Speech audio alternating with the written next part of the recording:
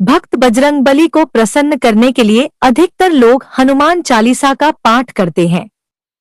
विशेषकर मंगलवार के दिन हनुमान चालीसा के पाठ करने से मनचाहा फल प्राप्त होता है।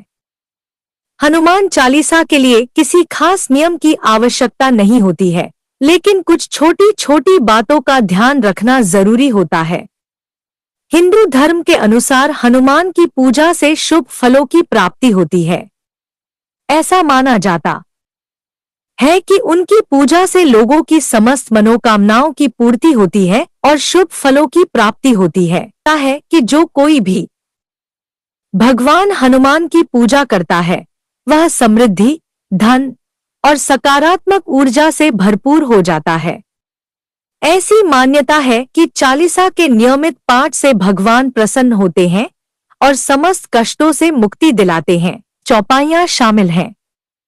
ऐसी मान्यता है कि यदि कोई व्यक्ति हनुमान चालीसा का पाठ करते समय सभी नियमों का पालन नहीं करता है तो उसे पूजा का पूर्ण फल नहीं मिल पाता है। तो आइए जानते हैं हनुमान चालीसा का पाठ करते वक्त किन गलतियों से बचना चाहिए। लेकिन उससे पहले अगर आप भी चाहते हैं कि बजरंगबली का आशीर्वाद आप पर बना रहे तो इस वीडियो को एक लाइक करें और चैनल को सब्सक्राइब कर ले और कमेंट बॉक्स में जय बजरंगबली जरूर लिखें। 1. किसी बीच की चौपाई से पाठ शुरू करना। ज्योतिष मान्यताओं के अनुसार जब कोई व्यक्ति सही तरीके से हनुमान चालीसा का जाप करता है तो उसे बहुत लाभ होता है। वहीं आपको कभी भी चालीसा का पाठ बीच की किसी चौपाई से नहीं करना चाहिए। यदि आप हनुमान चालीसा पढ़ने जा रहे हैं तो इसे एक साथ पूरा क्रमबद्ध तरीके से पढ़कर ही उस स्थान से उठना चाहिए। कभी भी बीच की किसी चौपाई से पाठ शुरू न करें। कोई भी पाठ अगर आप कर रहे हैं तो उसे सच्चे मन से करना चाहिए, अन्यथा पाठ करने का फल कभी नहीं मिलता। 2. साफ तन और मन से पाठ करना। ऐसा माना जाता है कि यदि आप घर में हनुमान चालीसा का पाठ करते हैं तो हमेशा शुद्ध तन और मन से मंदिर में दीपक प्रज्वलित करके हनुमान जी का ध्यान करते हुए पाठ करें। 3. तामसिक भोजन और मदिरा का सेवन। यदि आप हनुमान चालीसा का पाठ करते हैं तो सुनिश्चित करें कि आपको भूलकर भी तामसिक भोजन या मदिरा का सेवन नहीं करना चाहिए। ऐसा करने से आप हनुमान जी के क्रोध का पात्र बन सकते हैं।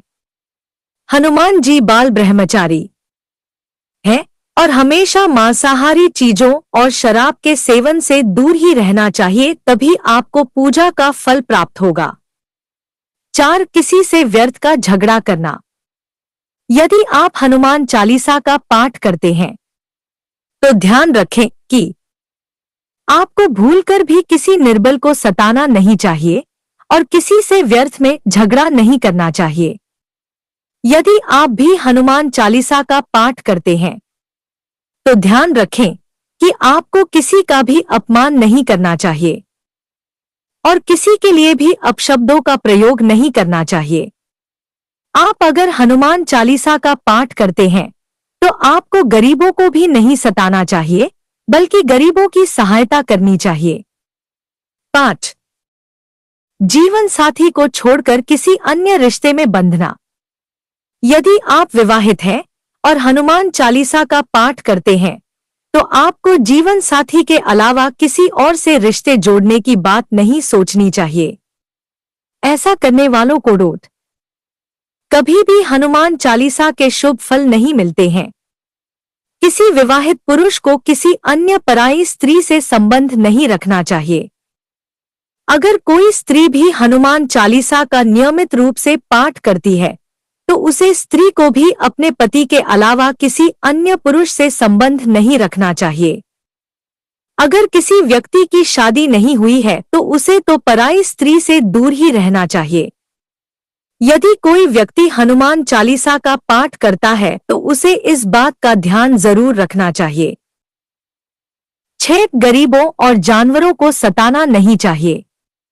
यदि आप घर की समृद्धि के लिए हनुमान चालीसा का पाठ करती हैं तो भूलकर भी किसी जानवर और गरीब को न सताएं। ऐसा करने से पूजा का फल नहीं मिलता है और घर में दुख बने रहते हैं। घर में नकारात्मक ऊर्जा का वास हो जाता है और घर से सुख समृद्धि हमेशा के लिए चली जाती है। 7 कोई अपराध न करें और झूठ न बोलें। यदि आप हनुमान चालीसा का पाठ करते हैं तो आपको किसी भी प्रकार का अपराध नहीं करना चाहिए। हनुमान चालीसा पढ़ने में जल्दबाजी न करें। जब आप हनुमान चालीसा का पाठ करते हैं तब आपको कभी भी जल्दबाजी नहीं करनी चाहिए और कभी भी इसके किसी श्लोक का उच्चारण गलत तरीके से नहीं करना चाहिए। इसका पाठ हमेशा धैर्यपूर्वक करना चाहिए। 9 राम का नाम लिए बिना न करें शुरुआत। सभी इस बात से परिचित हैं कि हनुमान राम जी के परम भक्त हैं, इसलिए भगवान राम का नाम लिए बिना हनुमान चालीसा की शुरुआत न करें, वरना आप इसके फल से वंचित रह जाएंगे। 10 तन और मन रखें साफ। हनुमान जी और उनके इष्ट श्री राम के चित्र की स्थापना करें। इसके बाद उनके समक्ष जल से भरा पत्र रखें। कम से कम 3 बार से लेकर 108 बार तक चालीसा का पाठ करें। घर में हनुमान चालीसा का पाठ करते समय तन और मन दोनों साफ होना बेहद जरूरी है।